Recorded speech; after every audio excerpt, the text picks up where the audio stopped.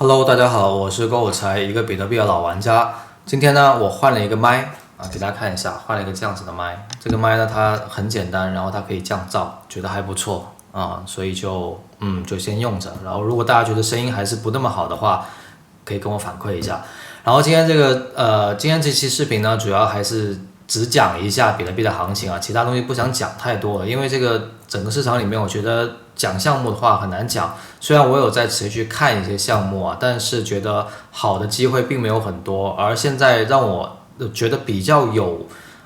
信心，它能够在这一个比较不好的市场里面活下去的东西呢，我觉得可能是GameFi 之类的东西，就像道或者是像 NFT 什么，我都觉得会比较的难，因为这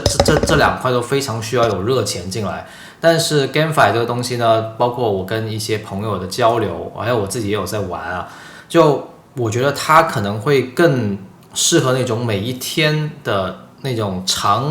那个应该专业术语叫什么，叫 DAU， 就是日活，它可以拥有比较高的一个日活，每日的活跃，去让人们可以持续的、长期的去投入进去，去关注它。而其他东西呢，我都觉得不太具有这样子的一个能力。这个是就是像这样的一些东西呢，我觉得是大家可以在熊市的时候多花一点时间去关注的东西。熊市其实怎么说呢，有很多的好项目都是在熊市的时候出现的。这个从你去翻前面几轮的这个牛熊的话，这是一定的规律，就是在熊市的时候会有一些项目出来，而这些项目你可以通过去看它的一个观感、它的包装，或者是它的理念以及对它团队等等很多东西综合的一个分析，就是所谓的投研你看完之后，你还是能够有一些东西具有比较高的一个把握性或者确定性，去认为它有可能会在下一轮的这种大牛来的时候，它会一飞冲天。大家也知道，比特币的这一轮的一个涨幅其实是10倍这样子嘛。那其实对于很多小的这种项目来说，我举个例子吧，比如说 DOT 或者是 Link 这样子。像 DOT 其实之前还有一轮拆分，可能很多在2021年进来的人都不知道它那一轮的拆分是什么情况，就是它有很多的这些能够促进大家去关注它、去认可它的东西，其实它涨了很多很多倍，就已经是 DOT， 我觉得好像应该也是有100倍的一个项目了。就类似这样的东西，它都是在熊市的时候就在慢慢的发展、慢慢的发芽，然后到了下一轮牛市的时候，它就会一飞冲天，会直接让你，比如说你是放了1万的话，就可能变成100万。我记得好像看一个谁做视频，他说是不是孙宇晨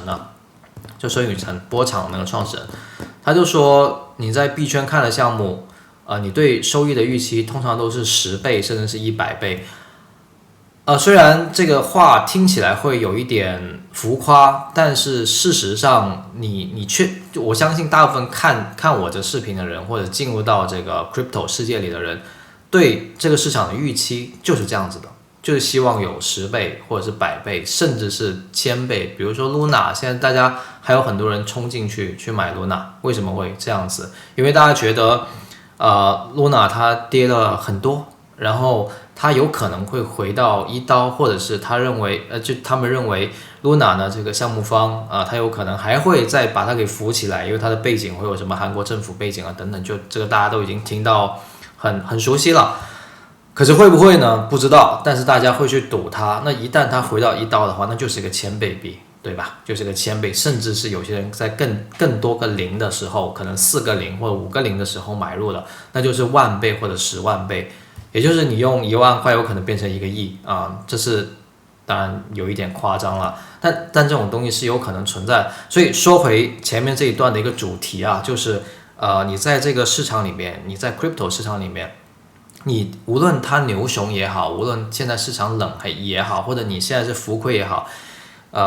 我的建议是你能够保持着一个学习的态度和持续观察的一个态度。你一旦离开了，假设你真的亏损了，你就割掉了之后，那你有可能真的回不来了，再也回不来了。甚至有一些新的机会出现了之后，你也没有办法抓住它，就是这样子的。我自己也错过过，所以我觉得我说这个话很有底气。我也错过过，我也有破产的时候，破产了之后我没有办法，我没有本金去投我认为好的项目。就包括以太坊上一轮跌到70多刀的时候，我没有本金，我没有本金，我那时候只有很少很少的一点点钱，就很困难，非常的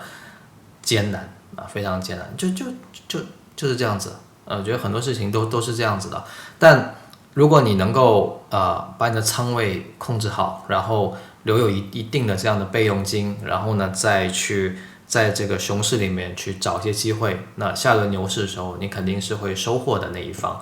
这个可能说的有点多了，我们来看回盘面在看盘面之前说一下，我有很多的信息，就现在工作很忙，白天特别忙，所以有很多信息我可能会用 Twitter 的形式来去呈现出来，所以大家可以关注我的 Twitter， 就是公有财，名字叫公有财。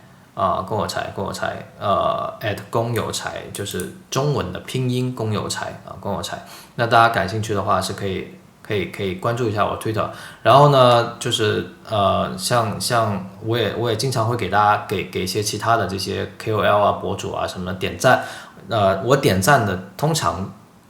要么是好看的小姐姐，要么是我认为她的观点是比较有营养的。那我觉得大家可以也关注一下他们。OK， 然后说回这个比特币的行情，比特币行情呢，我之所以前面说那么多比较废话呢，是因为我觉得行情并没有太多值得我去讲的内容。你看下面这个量能，现在这个量呢，跟我上一期视频的时候基本上没有什么变化。这是现在量的高度，上次视频大概是这样的高度，基本上持平。基于这样的情况，我觉得任何一方多空任何一方都没有尝试想要去大破局，想要去打破这样的一个0.618到0.382之间的一个震荡区间。那这个区间是这样子的，虽然你可能会觉得这个震荡好像有抬高对吧，有抬高，但是我并不认为多空任何一方或者说多头这一方，因为底部有抬高嘛，我并不认为多头现在他有想要尝试去进行一轮比较猛烈的这样子的攻击，就进攻去抬升这个价格，我看不到任何的迹象。就即使你说有这样的一段量能的出现，我也觉得太弱了。如果有持续这样的量能出现，多几个，比如说多个2、3个这样子的话，我也许都会觉得有希望，但是真的太弱了。最好是能够有个这样的级别的量能，就是跟前面这样子，不一定要这么高的，也许有下面这样子的一个量能，就有可能会再涨上去了。我跟大家一样，我现货也亏得很厉害，有一些重仓的现货，可能我关注我比较久的朋友知道，我有重仓的现货也在这个面板里面，但是我就不想去提它的名字了，好吗？不想提它的名字了，那挺重仓的。但是我觉得也没关系咯，因为之前就觉得我自己定下来想要观察它的时间就是长期的，我说的是1到3年3年我都觉得是可以 hold 得住的，那就没问题，就等着就好了。如果3年之后真的证明自己错了，那没办法，就真的错了。当然我更希望它能够证明我的眼光是正确的。OK， 这期视频呢就讲到这里。那比特币的行情我再重复一下，就是我认为它会还继续的震荡下去，震荡的区间呢就是依然是这个0.618到0.382，也就是大概在29500到26000这样子一个3000点的一个震荡区间。这里我稍微提一下，这刚才忘记说了，就是我这里有留出来一个1.66的区间，大家知道是什么吗